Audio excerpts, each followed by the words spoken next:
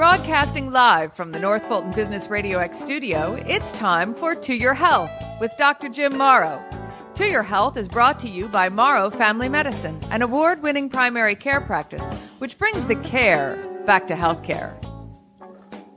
Hello, this is Dr. Jim Morrow. I am with Morrow Family Medicine. We have offices in Cumming and Milton, Georgia. We're a primary care practice where we utilize state-of-the-art technology and old-fashioned ideas to bring you the best care we possibly can. We believe at Morrow Family Medicine you'll feel both cared for and appreciated. And we do realize that you have many choices as to where you receive your care, and we hope you'll find that Morrow Family Medicine is a good place for you. I'm here in the studio at Renaissance Bank on Windward Parkway in Alpharetta, Georgia, with John Ray, my cohort. John's running the board. How you doing, John? I'm great. I hope you're well today. I'm good. It's not too hot outside today, so things are pretty good. Perfect in Alpharetta and Milton. Always sunny in Alpharetta, right? Yeah, you got it. So we're here today for another podcast. We want you to know that you can reach out to us by email at drjim@toyourhealth.md. or you can tweet us at toyourhealthmd. So we're here today to talk about cannabis oil, low THC oil, what some people refer to as medical marijuana in the state of Georgia. And I'm honored to have two guests with me today from Acreage Compass, LLC. We have Justin Hawkins, the general manager, and Dr. Scott Cooper, who's the medical affairs director. Hello, gentlemen. How are you today? Doing well, thank you. I'm good. How are you? I actually have both of my doctors here, so I don't know if this is an intervention or an interview, but we're going to get to that later, Justin. You can count on it. You can count on it. So this whole thing has started up in Georgia fairly suddenly. If you haven't been following the news and haven't followed the path of low THC oil in Georgia, there was a bill, House Bill 324, that was passed by the state legislature and signed by the governor in the beginning of April of this year. So, Justin, tell us something about House Bill 324.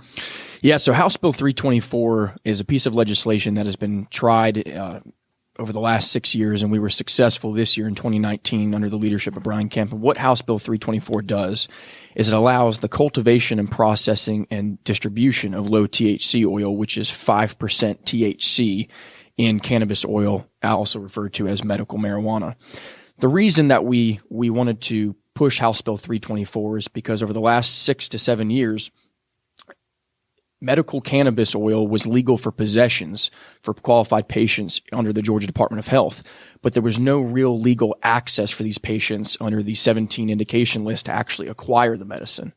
And so, although medical cannabis is actually illegal under federal law, we've seen across the entire country that in over 43 states across the country that in-state cultivation is a way that provides medicine to patients also by abiding by state law. And so that's what House Bill 324 does specifically. Well, why was it able to be passed this year when it wasn't able to be passed other years? So we were fortunate for a couple of different reasons. Georgia Hope is an organization founded by parents. A lot of the times they're parents of these kids who suffer from pediatric epilepsy, mitochondrial disease, autism, and they have really led the fight over the last 6 years. Fortunately, under the new leadership of Governor Brian Kemp and Jeff Duncan, along with public opinion and the way that we've seen the research of these in-state cultivation programs being analyzed, all of that came together in a positive way that said, in-state cultivation is a way for kids and veterans and all other patients to get medicine. It's not going to change the culture of Georgia. And I think between that and between organizations like the one Dr. Cooper and I founded, all of us coming together and moving in one step, it was everything coming together at once, and we were thankful for it. Super. And the law allows for specifics about who can grow this and cultivate it and produce it and so forth. Can you talk some about who and what and how many companies and so forth are going to be involved in that? Yeah, we anticipate there's going to be a lot of interest. Georgia is the 8th most populous state in the nation. It has a huge market, and there's a lot of patients that are on the registry, 10,000 when we passed the bill, 300 we're adding per month with no change to the legislation. So we do believe that in the market of Georgia, it's a large market. So from an industry standpoint, there's going to be a lot of companies and players interested. What the bill allows specifically, it allows 2 Class 1 organizations with a higher financial stipulation to prove to the state that they have. And it also allows 4 Class 2, which are for smaller entities, small business across the state of Georgia. Those are 6 private licenses. Now, aside from that, they did allow 2 university programs to research and develop and cultivate, and that's with the University of Georgia and Fort Valley State University down south of Atlanta. And so when you combine a total of 8 enterprises, public and private, that's who will be the structure of Georgia medical cannabis. Interesting. So Georgia's law being one of the newer ones, can you tell me how this law is different from the laws in these other states that you mentioned? Yeah. So, for instance, I like to take the obvious, which is Colorado. So when you look at Colorado, which passed medical cannabis back in 2001, the way we're different in the largest way that I can contrast between is horizontal versus vertical. And what I mean by that is when you look at Colorado, they allowed a horizontal structure, which means they allowed growers, processors, and distributors all being separate silos, so to speak. What we did in Georgia is not only did we put a THC cap of no more than 5%, which is very low THC, but what we also did is we allowed vertical integration, which means that the companies vying for these Class 1 and Class 2 licenses is that they grow, they process, and they distribute their own product. And why we feel like that's very valuable for the state of Georgia is it allows high quality control. It allows players and companies that know what they're doing, that have a track record across the country, and it allows us to not have price increases with middlemen, so we're allowed to go directly to the patient.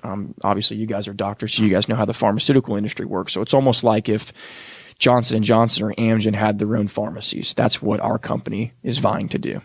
Okay. And you called it low THC oil, and a lot of listeners hearing THC, they're going to think that this is something that's going to act and function like marijuana. So, Dr. Cooper, what exactly is low THC oil? It restricts how much THC is in the compound. And let me read you something from the AMA since you bring that up.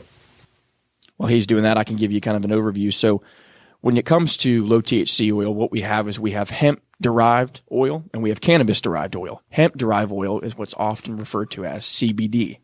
And so you see CBD on the market because hemp CBD oil is now federally legal with the Farm Bill that was passed a couple months ago. Right. With cannabis, you have cannabis oil. And so when you have natural cannabis, it can be as high as 90%. And so what Dr. Cooper will talk about specifically is that when we form cannabis oil from the actual cannabis plant, then we're restricting that THC down to 5% per milliliter. And so that's what allows us to have different indications, and he'll speak more to that. Sorry for that delay. Didn't have it prepared for you. So this is a quote from the FDA stating that it is THC and not CBD that's the primary psychoactive component of marijuana.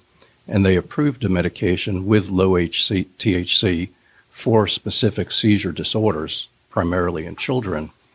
And they approve, and I quote, "They're committed to this kind of careful scientific research and drug development, continuing to support rigorous scientific research on potential uses of medical marijuana-derived products." So we're not talking about something that is psychoactive. This is compound specifically for specific, and in the case of Georgia, 17 discrete different disease states. And these are disease states that have had faulty, not effective medications and treatment methodologies previously, pretty much. Absolutely. They have done studies with veterans as well as studies with geriatric patients and chronic pain syndrome, and they found that even in senior citizens, it reduced the opiate use by over 1/3. So we're looking for a safe medication without the side effects and addictive properties of current therapies that we have for different disease states right now. And we say this all the time. It's not a miracle drug, Dr. Cooper. You're great at saying this. It's more of an adjunct. And so we see a lot of combined with pharmaceutical drugs. It really does make a difference. This is not going to be replacing every medication that somebody's out there taking right now. This is to help them get over the hump to really control whatever disease state we're talking about. So in Georgia, the process for acquiring a card, which I understand is what you have to get this, tell me a little bit about the process for going through that. Well, the physician, number one, who's prescribing it has to be registered with the state. So that's the first hurdle. not every physician wants to participate in the program. Then number two, they have specific paperwork that needs to be filled out and sent in to the Georgia Department of Health. The patient has to be registered, and the patient gets a registration card. And it's presumed right now, it's not definitely set, but we suppose that this is going to be similar to other states where there'll be discrete dispensaries specifically for CBD products. And the patient has to present that card to be able to achieve and get the medication. And there's a limit, I'm sure, on how much any particular person can have in their possession at any one time. Absolutely. Not just how much they can have at one time in their possession, but how much they can purchase over a 30-day period. And you would have to drink gallons of this stuff to try to get high. So if you're going to spend over $100 per bottle, you're better off doing something illegally if you're in search of something that's psychoactive. If high is your goal. If high is your goal, you're not going to get it here. So you take the THC oil, and in the case of seizures, let's say it helps to control the seizures. Do we know how that works in the brain? No, we don't. I wish we did. There are a lot of different cannabidiol receptors. We know that what's available now commercially for these two seizure types, the Epidiolex, does not work for pain disorders or tic disorders. There are two compounds right now in Europe and in Canada that are used for multiple sclerosis-associated pain as well as cancer-associated pain, and it's within that realm of cannabis, but it's a different level of THC. So there have to be different products specifically developed for different disease states, but yet we're at the stage where we know it works, but we don't know how at this point. Well, the results that you see and the stories that you hear about, the most heart-wrenching ones are children with disease processes, and seizures is a great example, are just absolutely mind-blowing when you see what this medicine can do for them and what their traditional medicines have not done for them. So I think it's a very exciting time. That's absolutely right. I'll be honest. I was a skeptic when this first came out and was not willing to endorse it, and had patients that were acquiring from other states illegally. And they came in and their seizures were dramatically reduced, not controlled, but reduced, such that I could reduce some of the medications that were both expensive as well as having side effects. Sure. And then saw other patients with autism, their behavior improved, Parkinson's disease, tremor improved, Alzheimer's disease, behavior improved. And that's when I started looking into it more and then became an advocate. So the law gets passed. The science says that this will work for a variety of different instances. You mentioned 17 different diagnoses that it can be used for. So along comes Justin and Scott Cooper. And how does this happen that you ended up being in this push to now produce and to distribute THC oil? As we were talking earlier, when you look at anybody in this industry, they have a touch point. Either they have a family member, or they have a neighbor, or they have a patient that comes to them and you see them suffering. So for me, my brother served overseas in Iraq and Afghanistan, and I saw him come back from overseas and work with the VA. And instead of being on a medication like a tool like low THC oil, he was on opiates, and that led to a whole different battle of its own. And so I was very interested from that point. And so in 2018, Dr. Scott Cooper and myself and 6 other partners around the state of Georgia formed Compass Neuroceutical, which was an advocacy group, all Georgia-based, with a single focus, which was to pass House Bill 324. In doing so, because we were successful with one other company in supporting Georgia Hope, which was the organization with parents, patients, and advocates that have been fighting for this for 6 years, we all came together. We were successful in passing it. Simultaneously, we were talking to national leaders about partnering and having a specific partnership within the state of Georgia to be a license holder and to lead the way in Georgia so that we could be the standard barrier for the country.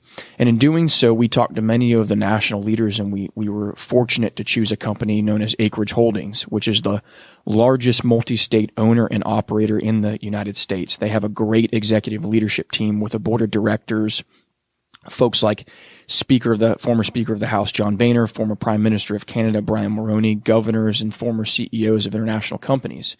And why that matters is you see in this industry, And I tell people all the time, and they think I'm joking, but I'm really serious. This industry is either Warren Buffett all the way to Thomas Leary. all the way to Willie Nelson and in between. And so the industry is very wide. So we do a lot of different things. We have good governance and integrity, and we keep stupid away. But on top of that, we have a proven track record of owning more licenses, 20 states. We have 88 licenses across the country. And because we're the largest, we know how to get safe, reliable product in a quick and efficient manner to patients. And so with that partnership, we have created what's now called Acreage Compass LLC, which will be vying for a Class 1 license in the state of Georgia. Yeah, if I could add that Georgia Hope was the main thrust behind this. As Justin said, we were able to work with them to finally get it over the finish line. And all of these companies are just drooling over starting business in Georgia. And we were approached by numerous corporations that are in the industry. And we selected the one that we thought had the same vision we do, because there are others that are out there that are just interested, as this is a bridge to recreational marijuana, and that they really saw medical marijuana as a stepping stone, but they weren't very interested in the cultivation and in studying which drug was, combination was going to be best for which disease state. And Acreage has integrity, which is something you don't see in every partner that was searching out there. So with the passage of the bill, the state is creating this commission that will, the Cannabis Commission basically, that will choose these companies. What's that process like for being chosen? I know you're doing an awful lot of work, both of you, with Acreage Compass right now in hopes of being selected, but nothing's written in stone. So tell me about the process, the timeline, and how you expect all that to happen.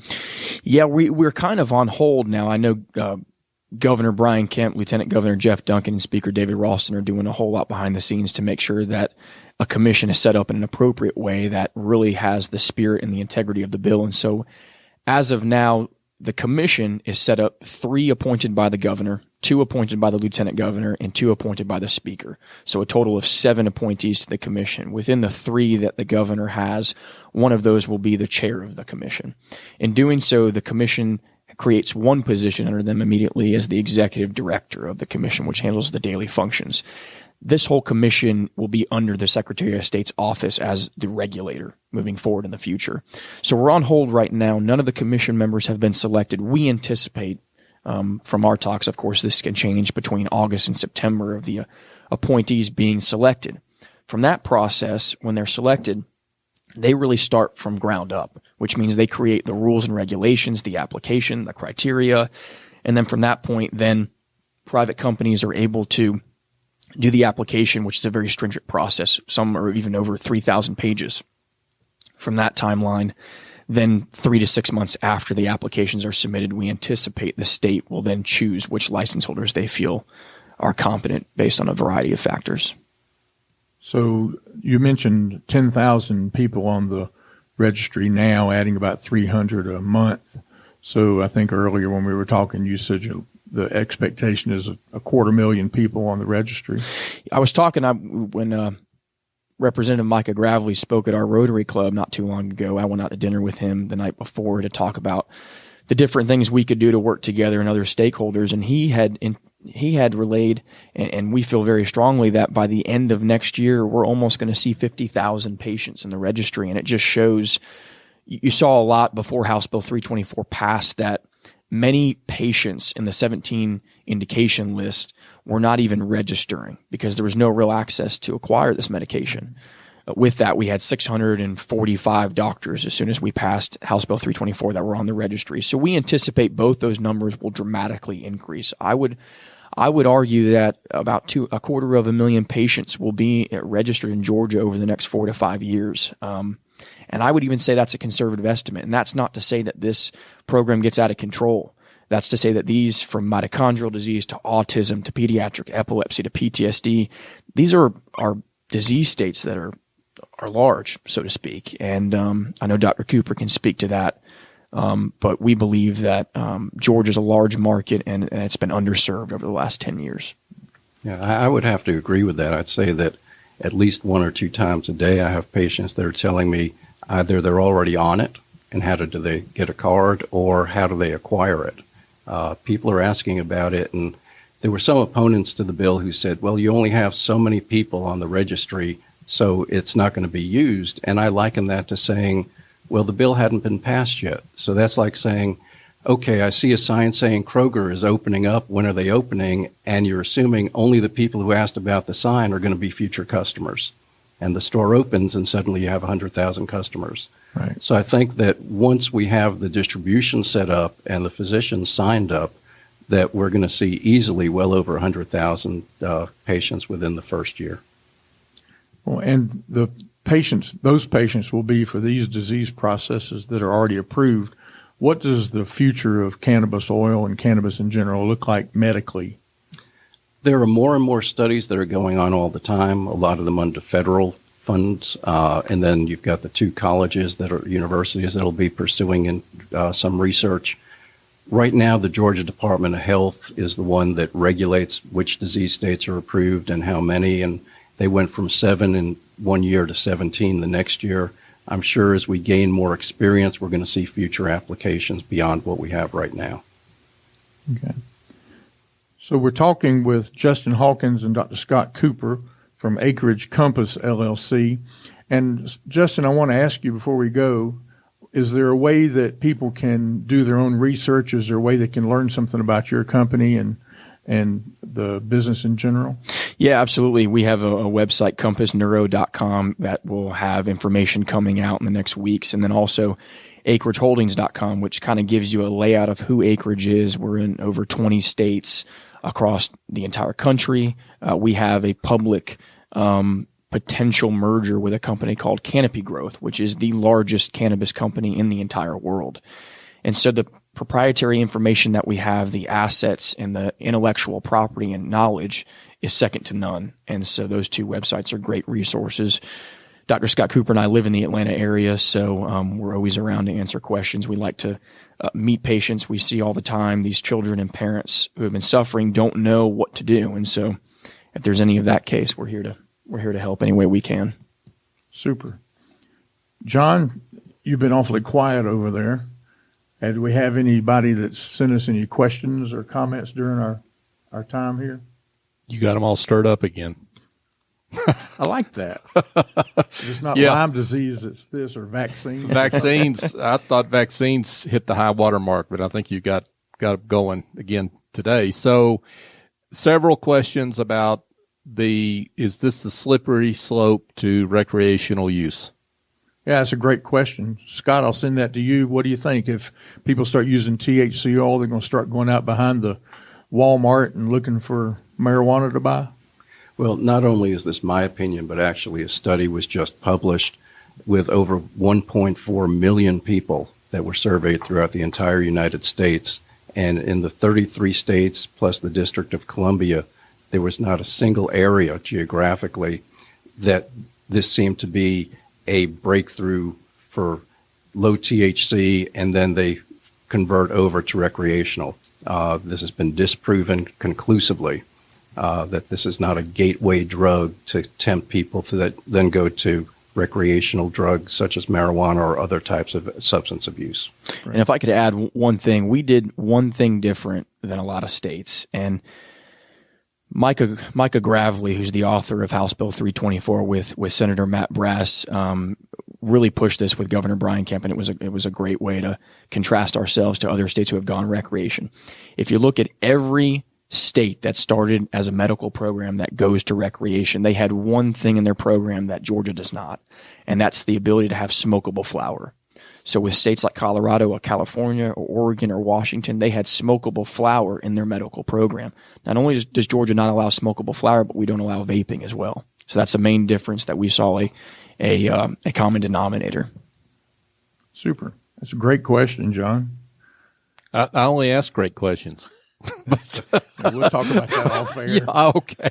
I've got one more if I can try again. See if this is a great one too. Yeah. So the question relates to side effects. So all medications have some sort of side effects. Are there any other side effects are noted in the use of this THC oil?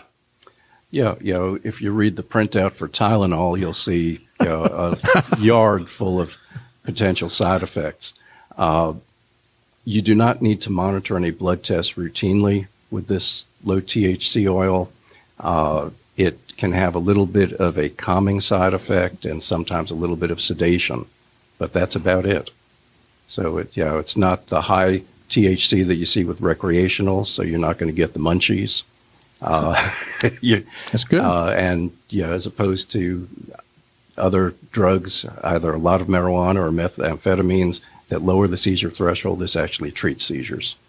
Well, that's wonderful. If you have a medicine that can treat the things we're talking about, they're so difficult to treat, and it doesn't affect your liver or your kidneys. It's not mood-altering, habit-forming. They don't drug test for it in the workplace, that kind of thing. Then I think that's great. And, of course, this they do drug tests for, but with a prescription card, it's a negative drug screen. So I think that's a fantastic thing. And I'm very excited as a practicing physician about seeing where this will go. And I'm very excited as a businessman about seeing where you guys go. So I really appreciate y'all being here very much.